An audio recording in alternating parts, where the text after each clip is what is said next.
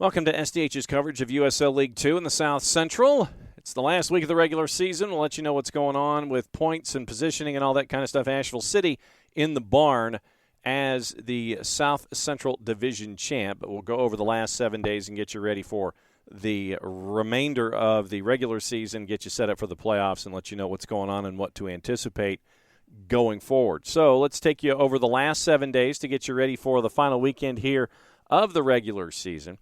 And we will go back in time to the 6th of the month of July. Dothan United, Athens United at Rip Hughes. Great crowds all season long at Rip Hughes Stadium in Dothan, Alabama. Here's your highlights brought to us by our friends at WDHN-TV, the ABC affiliate there in the Wiregrass. Christian Jones with the call from the anchor desk. Good evening, Wiregrass. Thank you all for joining us tonight. Coming into tonight's matchup, it was time for the Dothan United Dragons to put up or shut up if they had any plans on postseason play. And these guys must have heard me because this was an absolutely dominating performance. The Dragons faced off against Athens United in a rematch between the two squads that saw Athens come out on top in the last contest. Just minutes into the opening kick, Dothan native Alec Palangian got things started off right with a goal to put the Dragons on the board. And with less than 10 minutes left in the first half, Reese Harrison with an amazing goal off a free kick. And just mere seconds after that, Aaron Garotti, he adds insult to injury with a goal that skirts by the Athens goalkeeper. Dothan pouring it on with 3 first-half goals, and in the end, the Dragons would go on to rain fire on Athens United and get the 4-0 shutout win.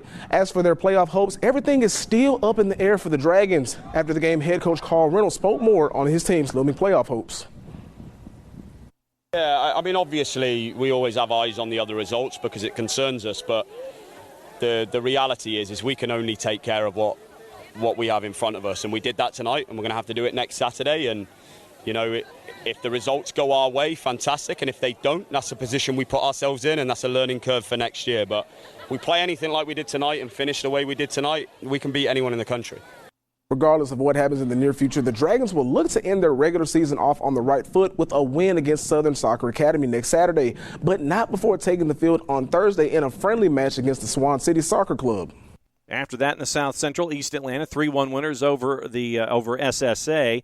Also on the 6th in Nolensville, Tennessee SC and Asheville City battled to a 2-2 draw. Tennessee SC then turned around and went to SSA in the midweek and faced off against them. Got the road win, by the way, by the final score of 2-1. That was back on Tuesday. Setting up the schedule for this weekend, once again, the last weekend of the regular season before we get you squared away for the postseason. Dothan United, they are going to be hosting the Southern Soccer Academy. That's at 7 o'clock at Rip Hughes. Asheville City hosting Tennessee SC.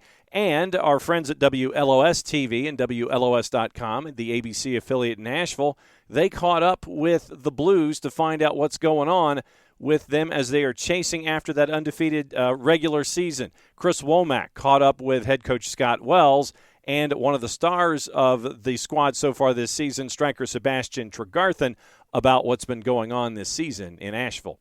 Asheville City Soccer Club wrapping up its men's regular season on Saturday. The Blues have become known for their prolific offense, but the D has been elite this year. Only 5 goals allowed through 11 games, second fewest in all of USL League Two.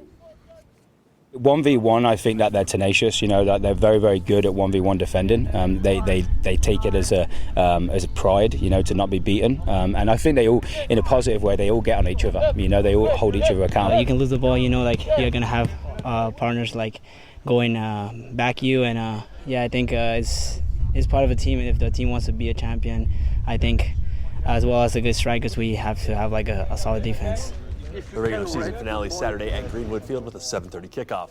Also on the board, one last game at the Rice Soccer Complex. That one is on Saturday night at 7:30. East Atlanta is hosting Athens United. So let's get you into the standings in the South Central, let you know what's going on in this particular division. And as we said, it was early on that it was clinched by Asheville City. 11 matches down, 9 wins, 2 draws. and they have 29 points, 9 points clear with this one match to go. Tennessee SC is at 20 points. They're in second. Dothan United, East Atlanta, and SSA are all surrounding each other. 15 points, 15 points, 14 points through 11 matches. And Dothan United holds the advantage right now. They each have 4 wins. Dothan United has the better goal difference. And after that, East Atlanta and SSA have the same goal difference by comparison to Dothan, but East Atlanta has scored more goals this season. So right now, 3, 4, and 5 is going to be a fun matchup to watch to see who finishes where in the South Central here in the last weekend of the season. Birmingham Legion, their season is done. They had 1 win in 12. They finished with 8 points. And Athens United has 1 win so far this season. They are at 6 points through 11 matches. And so looking at what is going on in and around USL League Two, power rankings as of earlier this week, Asheville City right now, Sebastian Tregarthen, once again, 7 goals so far this season, 9-0-2. They are at the top of the ladder. Seacoast United Phantoms at number 2. Western Mass Pioneers, they are at number 3. Little Rock up 5. And the power rankings brought to us by our friends at the League Two website, USLLeagueTWO.com. Little Rock, they are up to 5. They're up 5 to number 4. Flint City down 1 to number 5. Long Island Rough Riders up 1 to 6. Ventura County Fusion up 3 from 10 to 7. Ocean City Nor'easters down 3 to number 8. Corpus Christi FC, they are up 5 to number 9. Lionsbridge up 1 to 10. The rest of the top 15, it is Virginia Beach United, Des Moines Menace down 6 to number 12. United PDX Peoria City and FC Motown. That is the rundown of the power rankings in USL League Two heading into this week. The playoff tracker, and this one once again also is leaned itself into the early part of the week here. 35 club tournament that starts this weekend. In the southern section, it is Asheville City, AHFC Royals, Corpus Christi, Little Rock, Nona, Tennessee SC, and Brave SC, otherwise known as the Villages in a past life. In the east, Ocean City, Seacoast United, Long Island Rough Riders, Western Mass, South Carolina United, Bantam, Salem City, and Lionsbridge. In the central, Midwest United, Des Moines Menace, Flint City Bucks, Peoria City, Fort Wayne, and Thunder Bay Chill. And in the west, it's Flatirons, Albion SC, Colorado, Ventura County Fusion, and United PDX. This weekend, and/or this week, Bavarian United can clinch a Central Conference place with a draw or a win by Rochester FC on Saturday. Sarasota Paradise can clinch a Southern Conference place with a win against St. Petersburg FC on Saturday. With any other result, Miami AC clinches the South Florida Division spot. They get the division and the playoff place. AMSGFC can clinch a Western Conference place with an FC Tucson loss on Sunday and wins versus Arizona Arsenal and Ventura County Fusion. FC Tucson can clinch a Western Conference place with a win against Coachella on Sunday. Almaden FC can clinch a Western Conference place with a Project 510 draw or loss in the midweek, or a Glenn's draw or loss in the midweek. Cleveland Force can get a Central Conference place with a win against Toledo Villa on Saturday. FC Motown can clinch an Eastern Conference place with a win against Hudson Valley Hammers. Hudson Valley Hammers can clinch an Eastern Conference place with matching or bettering Vermont Green's last 2 matches. Virginia Beach can clinch an Eastern Conference place with a win or draw against Charlottesville Saturday. Ballard can clinch a Western Conference place, and everybody's chasing Ballard with either a draw or a win against United PDX or West Seattle Junction, or a Tacoma Stars draw or loss against FC Olympia. Glenn's can clinch an Western Conference place with at least 1 win in their final 2 matches and better results than Project 510. And Project 510 can clinch a Western Conference place with at least 4 points in their final 2 matches and better results than Glenn's. Did you get all that? So that's what we're doing, chasing the postseason team of the month for the month of June, just to give you an idea of what was the best of the best in the month of June.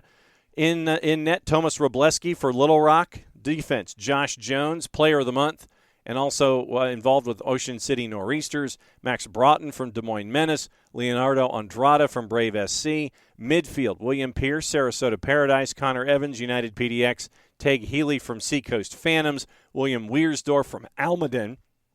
And your forwards, 3 of them, Palmer Alt from Flint City, Alec Hughes from Western Mass, Yaniv Bazzini from Vermont Green. So that is your team of the month here in the USL League Two. Great month of action that we've seen in USL League Two so far this season. Reminder, you can follow along with the league and all of your favorite clubs by starting off with the social media for USL League Two on Facebook, on the 280-character app, on YouTube, or on the Gram. And you can always follow along at USLLeagueTWO.com. That lays it all out for you in the USL League Two version of the South Central. Everybody's trying to chase spots and figure out what's going to happen with the postseason. After the weekend, we will have a better look at what is going on when it comes to activity in USL League Two, and we'll get you ready for the race for the playoffs as well. So looking forward to all of the action going on here in USL League Two. If you can catch a USL League Two match, regardless if it's South Central or outside the South Central, please do so. You get to see some of the great talent that is trying to get to the next level and doing so by being active with their franchises in the USL League Two footprint. If you can't make it to a match and you are still wanting to track what's going on locally, follow along on your local providers. Make sure that you're following your favorite club through their social media. And if you are out of market and still want to follow along, maybe you want to try and do some playoff tracking, track your teams and track your possible matchups and track your brackets. And you can also be a part of the conversation here on the SDH Network every single week as we let you know what's going on in USL League Two. That's the life in the South Central, everybody. Enjoy the weekend. Play it safe, everybody. Enjoy the games. We'll catch up with you come the playoffs.